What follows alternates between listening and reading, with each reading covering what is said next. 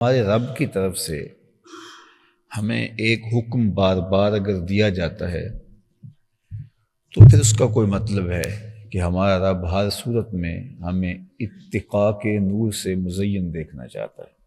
وہ چاہتا ہے کہ ہم متقی ہوں، ورنہ ایک دفعہ بات کہہ دی جائے تو کافی ہوتی ہے، لیکن جب مصلح، حکیم، دانا، مشفق، مربی ایک چیز کو تاکید کے ساتھ بار بار بیان کر رہا ہو تو اس کا مطلب ہوتا ہے کہ یہ بہت زیادہ اہمیت کی حامل ہے۔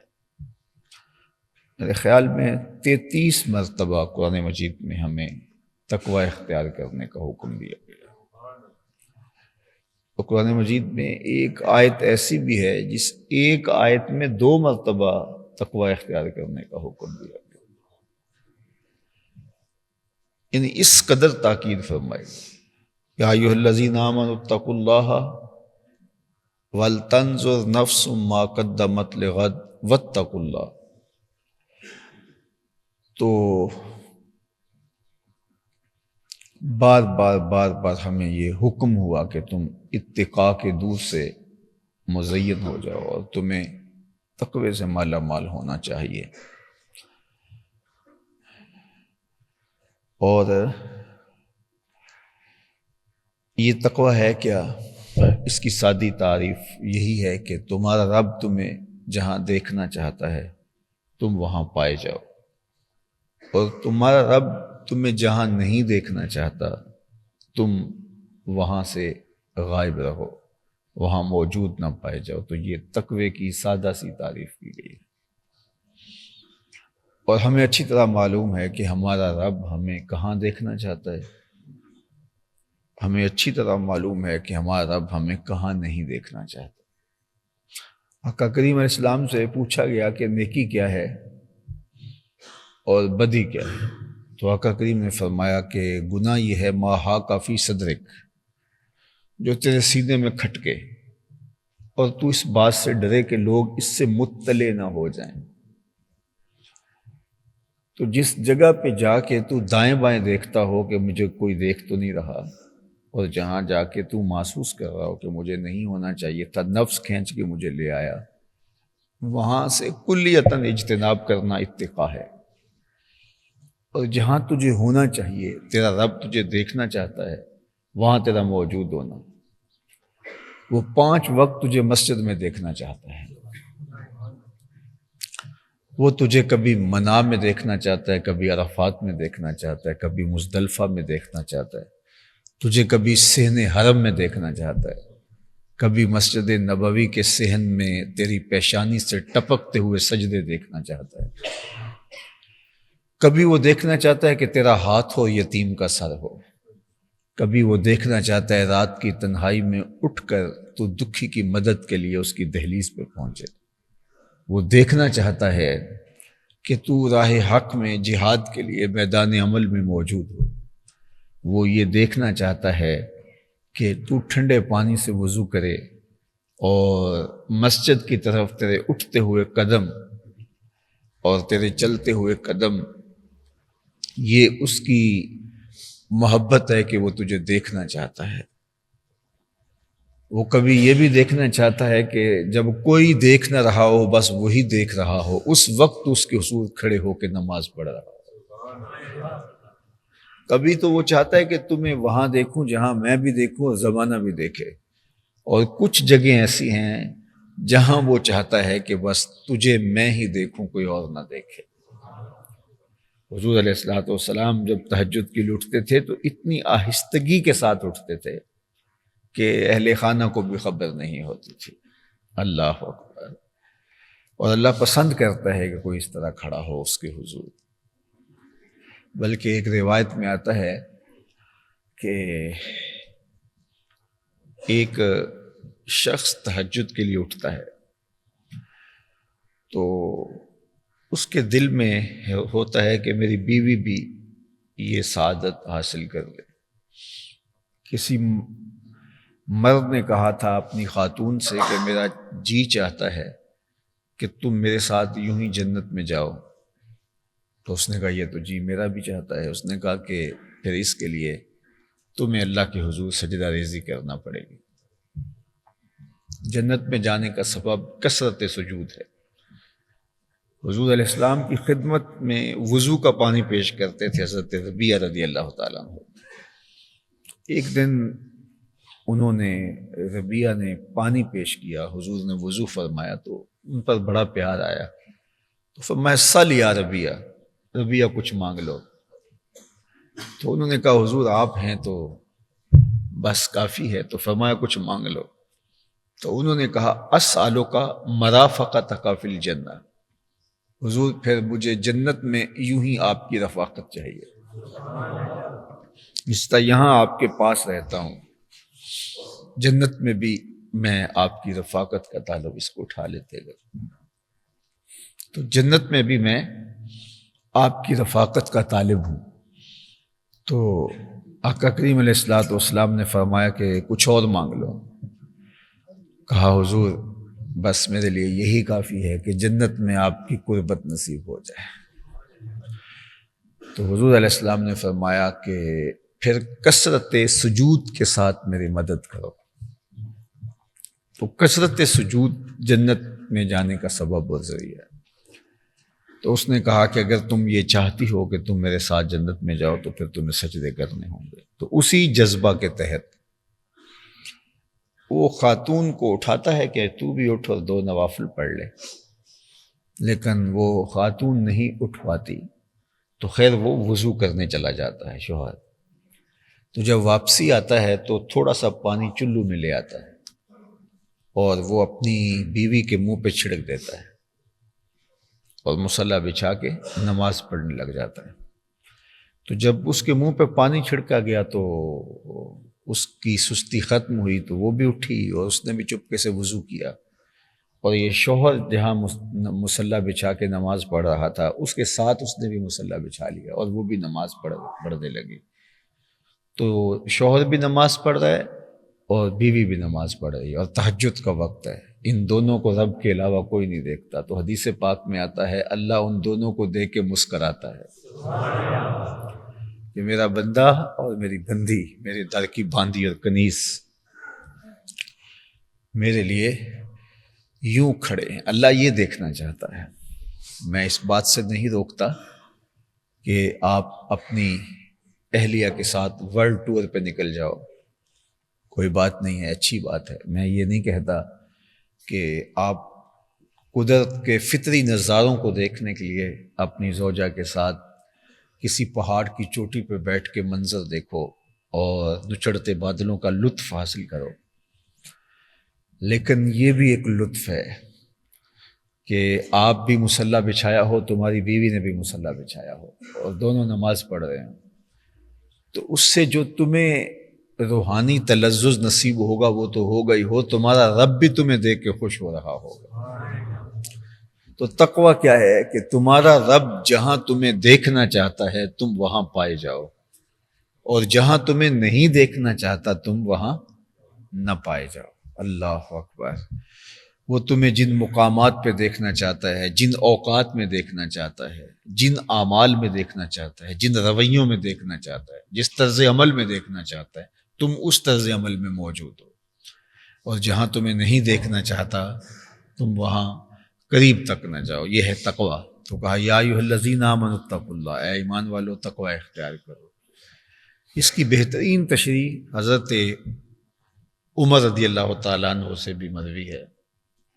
انہوں نے کعب احبار سے پوچھا تھا کہ آپ پچھلی کتابوں کے بھی عالم ہیں اور قرآن بھی پڑھا ہے، آپ بتائیے تقویٰ کیا ہے؟ کعب احبار یہ یہودیوں کے بہت بڑے عالم اور احبار تھے۔ انہوں نے حضور علیہ السلام کی زیارت کی، لیکن سوچتے رہ گئے، ایمان نہیں لائے۔ لیکن پھر جب حضور کا وصال ہوا تو بعد میں انہوں نے اسلام قبول کیا۔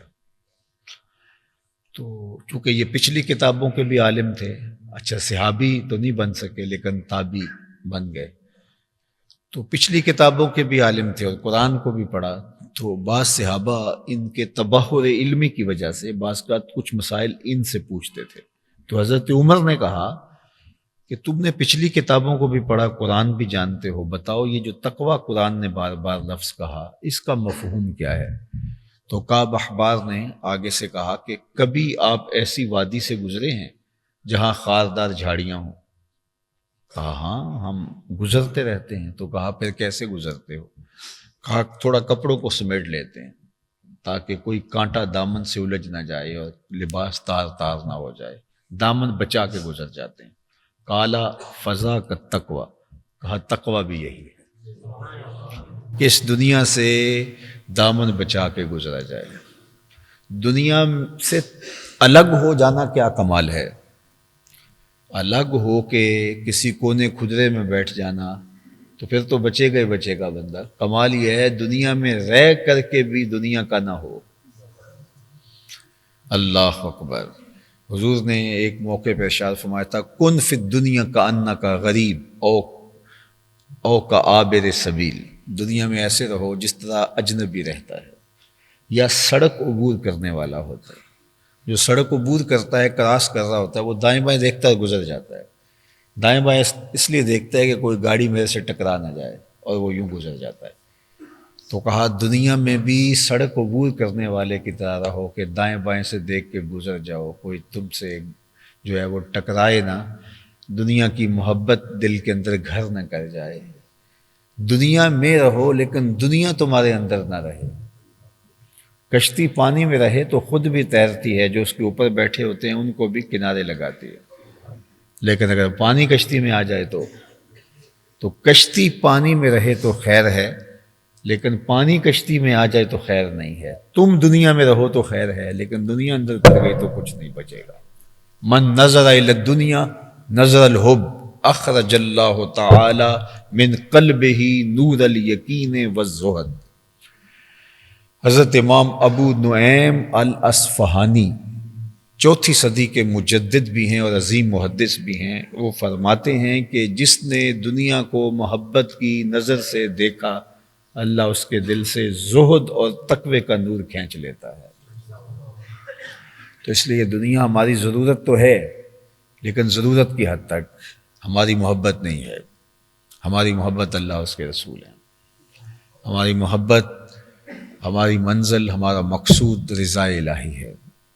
تو اس لیے تقویٰ کیا ہے کہ دنیا میں رہ کر کے بھی یوں گزرا جائے کہ دنیا ہمارے ساتھ چمٹ نہ جائے، اور جب دنیا چمٹ جاتی ہے تو دنیا ہمیں اپنا غلام بنا لیتی، دنیا ہماری غلام نہیں بنتی، دنیا ہمیں اپنا غلام بنا لیتی ہے، پھر ہم اس کے تھپیڑوں پہ ہوتے ہیں۔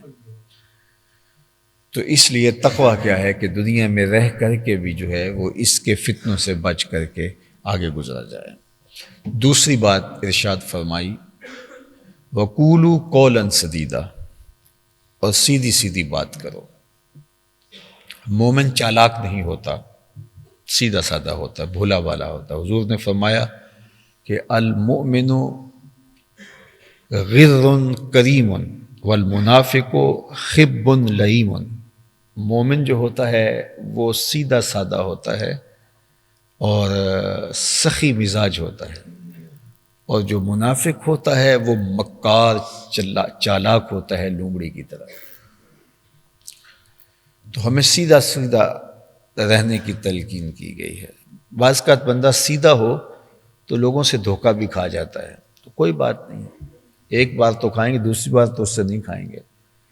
مومن ایک سوراخ سے 2 مرتبہ نہیں ڈسا جاتا، تو چلو نئے سوراخ سے بار بار ڈسا جائے تو وہ اس کا بھولا پن جو ہے، لوگ اس کو دھوکہ دے دیتے ہیں، تو کوئی بات نہیں۔ حضرت عمر رضی اللہ تعالیٰ عنہ جیسے شخص جو غلام لمبی نمازیں پڑھتا تو آپ اس کو اللہ کی راہ میں آزاد کر دیتے، تو غلاموں کو پتہ چل گیا کہ عمر تو لمبی نمازیں پڑھنے والوں کو آزاد کر دیتے ہیں، تو غلام آتے اور لمبی لمبی نمازیں آپ کے سامنے پڑھتے اور آپ آزاد کر دیتے۔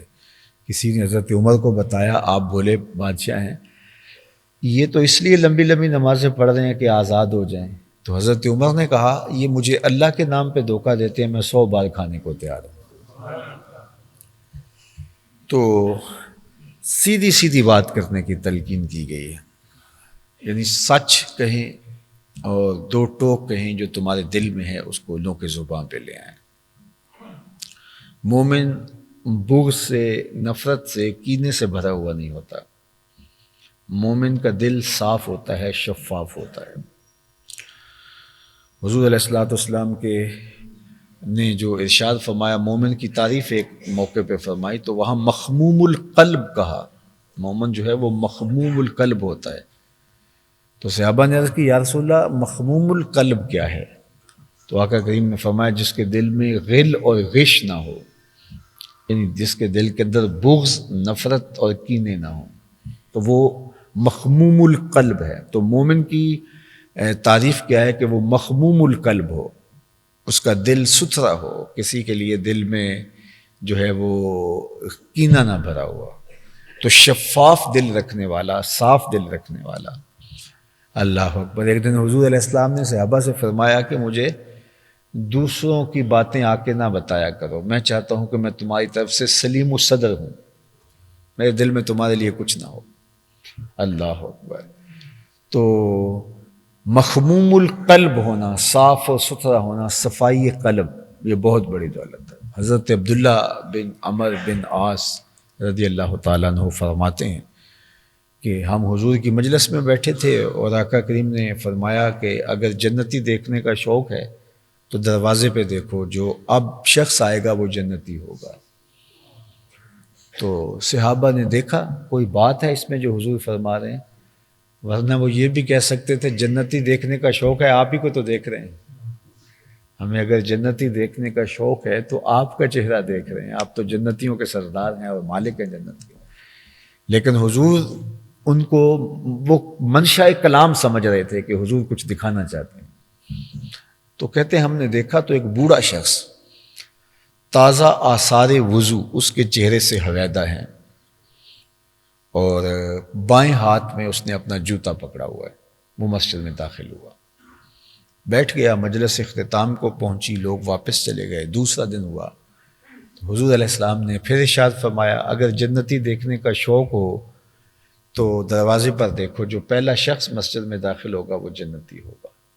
کہتے ہیں ہم نے سوچا کہ کل تو وہ بزرگ آئے تھے بابا جی، دیکھیے آج کون خوش نصیب آتا ہے، ہم نے دیکھا تو وہی کل والے بزرگ، تازہ وضو کے آثار ان کے چہرے پہ نمایاں تھے، اور بائیں ہاتھ میں اپنے نالین پکڑے تھے اور آ کے بیٹھ گئے۔ تیسرا دن ہوا تو حضور نے پھر ارشاد فرمایا کہ بھائی جنتی دیکھنے کا شوق ہو تو دروازے پہ دیکھو، تو ہم نے دیکھا تو وہی بزرگ اسی حالت میں۔ حضرت عبداللہ رضی اللہ تعالیٰ عنہ فرماتے ہیں کہ جب واپسی ہوئی تو لوگ جانے لگے تو میں بابا جی کے پیچھے چل پڑا، اور میں نے کہا کہ میں 3 دن تک آپ کا مہمان رہنا چاہتا ہوں، آپ پسند کریں گے کہ میں آپ کا مہمان بن جاؤں؟ انہوں نے کہا کوئی بات نہیں، آ جاؤ۔ کہتے ہیں میری لالچ یہ تھی کہ میں دیکھوں کہ یہ عمل کون سے کرتے ہیں۔ حضور علیہ السلام نے فرمایا جنتی دیکھنا ہے تو دروازے پہ دیکھو، یہ نظر آئے، پھر کہا، یہی آتے رہے 3 دن، تو کوئی بات تو ہوگی، کوئی خاص عمل تو ہوگا۔ تو ہم جو ہے وہ ٹو لگاتے ہیں کیا ہے عمل، اور پھر ہم وہ عمل کریں گے۔ تو کہتے ہیں میں ان کے ساتھ چلا گیا، وہ گھر لے گئے، کھانا شانا کھلایا، رات پڑی تو انہوں نے مجھے بستر بچھا دیا، خود بھی لیٹ گئے۔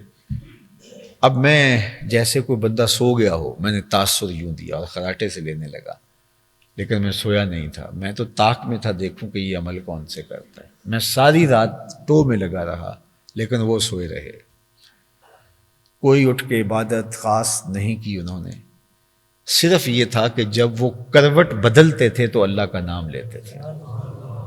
اللہ اکبر۔ اللہ نے اپنے بندوں کی ایک نشانی یہ بھی بیان فرمائی ہے کہ وہ کروٹیں بدلتے بھی رب کو پکارتے ہیں۔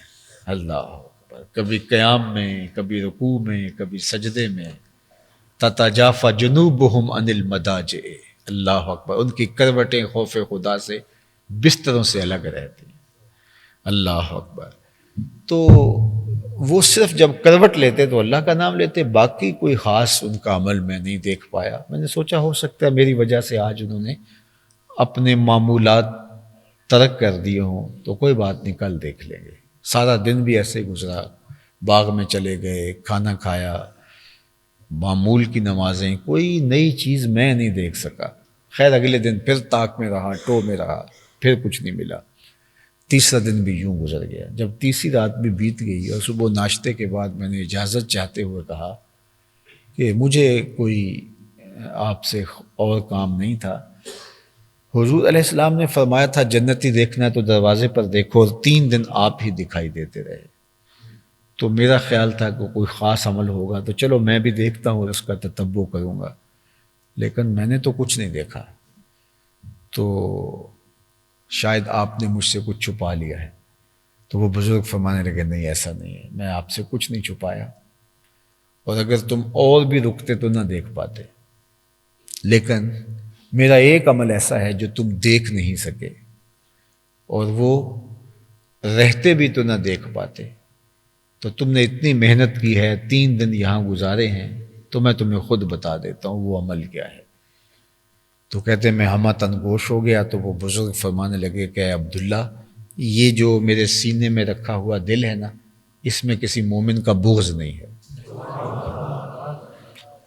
یہ شفاف ہے، یہ صاف ہے۔ اللہ اکبر، ہم نے اس کو صاف کرنا ہے۔ رمضان اسی لیے ہے، جھاڑو لے کے اس کے اندر اترنا ہے۔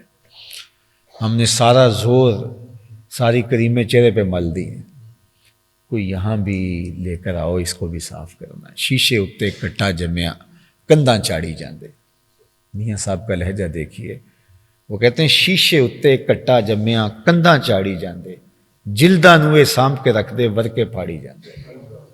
ہم سارا زور پیکنگ پہ دیتے ہیں، لیکن جو اندر ہے اس پہ ہمارا زور نہیں ہے۔ تو یہ دل شفاف ہو، دل ستھرا ہو، ہمارا چہرہ بھی اچھا ہو، ہمارا لباس بھی اچھا ہو، میں نہیں کہتا بال بکھرے نہ ہو، من کان لہو شار فلیکرم ہو، فرمایا جو بال رکھے اس کو چاہیے پھر سنوار کے رکھے، الجھے ہوئے نہ رکھے۔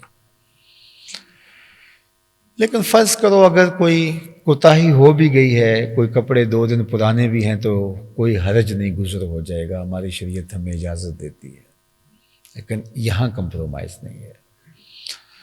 میاں صاحب وہ سلطان باہو نے کہا تھا کہ دل کالے نالوں منہ کالا چنگا، جے کو یہ رمز پچھانے ہو۔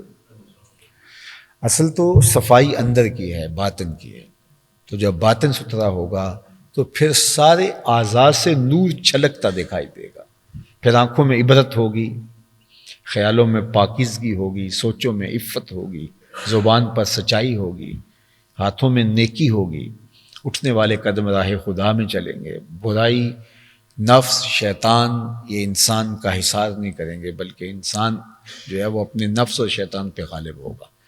تو اس لیے اس قلب کی اصلاح بہت ضروری ہے، اور پھر جب یہ دل صافی ہو جائے گا، مصفہ اور مزکہ ہو جائے گا تقوی کے نور سے، تو پھر زبان سچ کی خوگر ہو جائے گی، اور پھر انسان کا اندر باہر ایک جیسا ہو جائے گا۔ تو فرمایا یا ایھا الذین آمنوا اتقوا اللہ، اے ایمان والو اللہ سے ڈر جاؤ، تقوی اختیار کرو، وقولوا قولا سدیدا، اور سچی بات کرنے کا مزاج پیدا کرو، ہمیشہ سچ بولو۔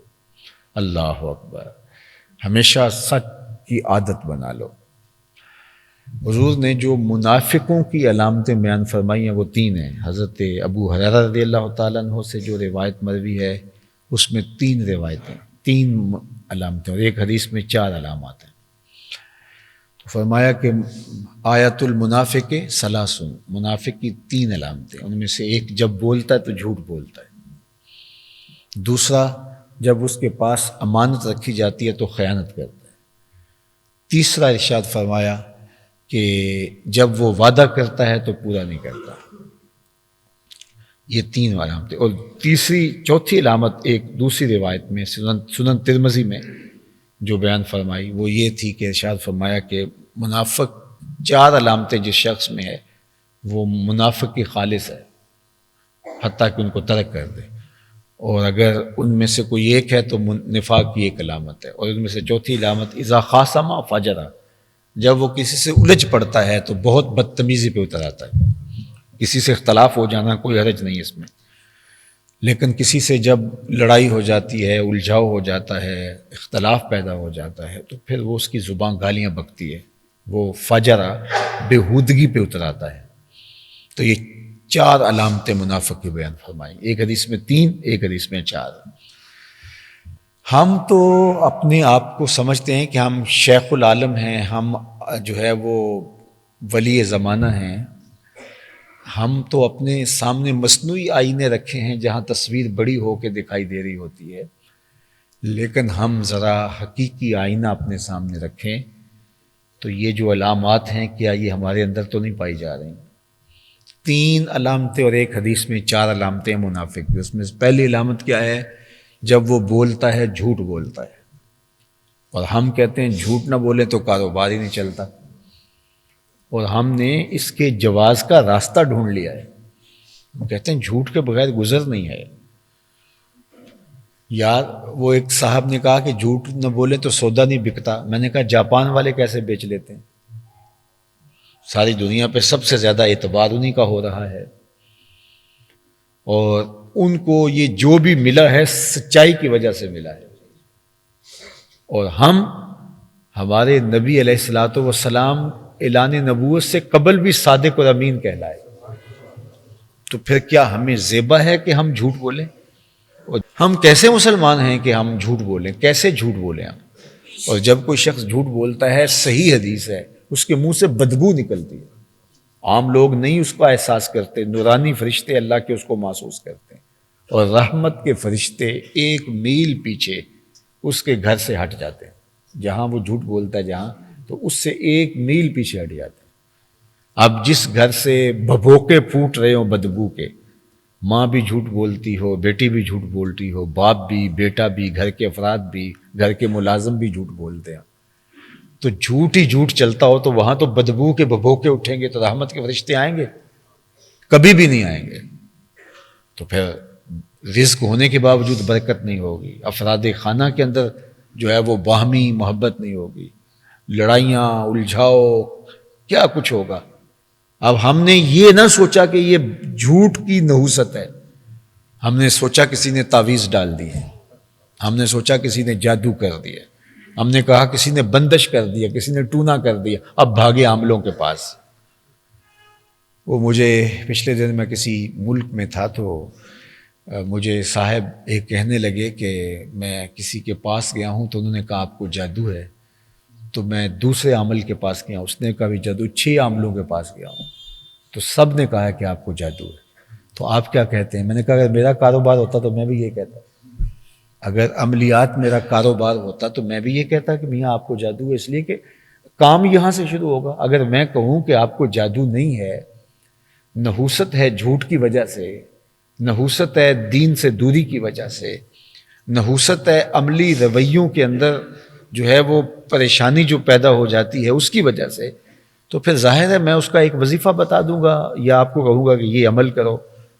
تو آج بندے کہتے ہیں عمل تو نہیں ہم کر سکتے، بعض کا ہمارے پاس بھی لوگ آتے ہیں یہ مسئلہ ہے تو ہم کہتے ہیں کہ یہ آیت کریمہ پڑھو، کہتے ہیں کوئی تعویذ دے دو، کون اٹھ کے روز 40 مرتبہ یہ پڑھے؟ تو اس کا آسان حل کیا ہے کہ تعویذ دے دو، ہم غلے میں رکھتے ہیں، تعویذ دے دو، ہم بازو پہ باندھ لیں، تو بس یہ آسان حل چاہتے ہیں، کوئی کچھ کرنا ہی نہیں چاہتا۔ تو جب کوئی اتنا بھی نہیں کرنا چاہتا ہے تو اس کو کہا جائے کہ میاں تیرے گھر کی نحوست، تیرے گھر کے اندر جو بے برکتی، باہمی الجھاؤ، افراد کا ایک دوسرے سے دور رہنا، یہ جادو کی وجہ سے نہیں، بندش کی وجہ سے نہیں، ٹونے کی وجہ سے نہیں، تعویذات کی وجہ سے نہیں، تمہارے منہوں سے پھوٹتے ہوئے جھوٹ کی وجہ سے ہے۔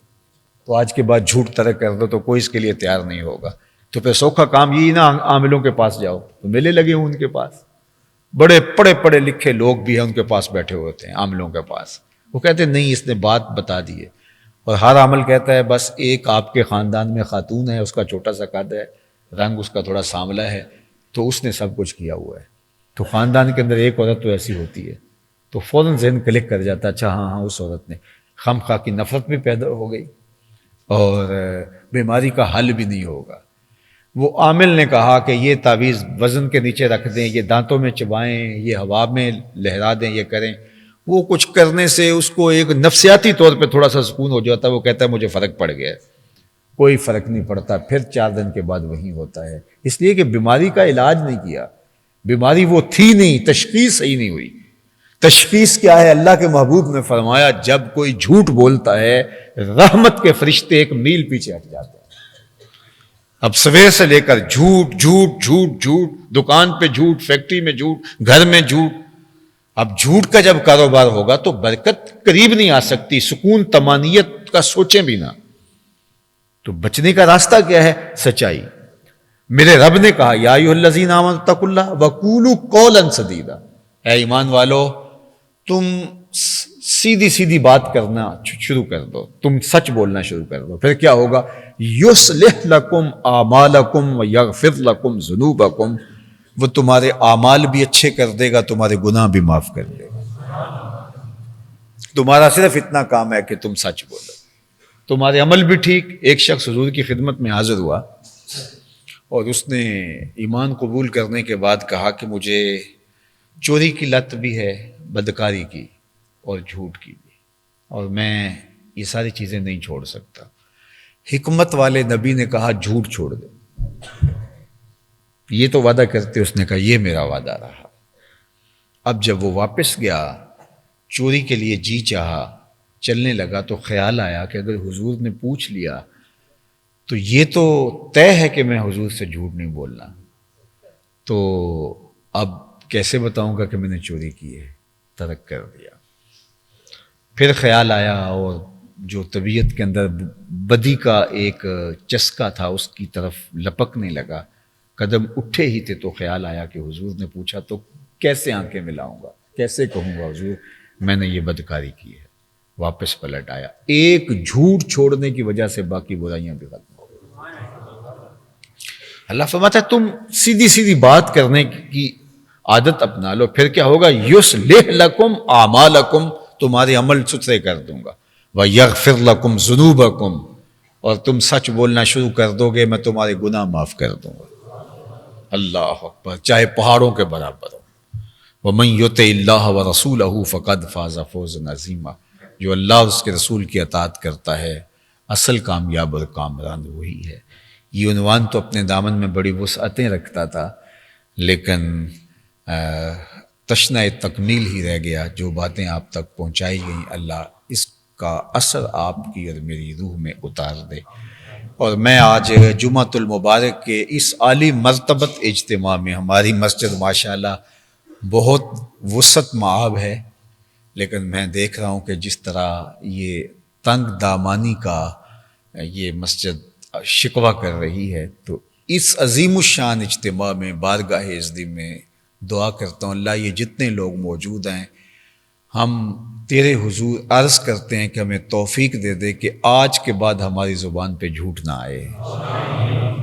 آپ نے جس زور سے آمین کہا ہے مجھے امید ہے کہ رحمت اتر رہی ہے اور ہماری دعائیں مستجاب ہوں گی۔ اللہ ہمیں اچھا مسلمان، اچھا انسان بننے کی توفیق دے۔ واخر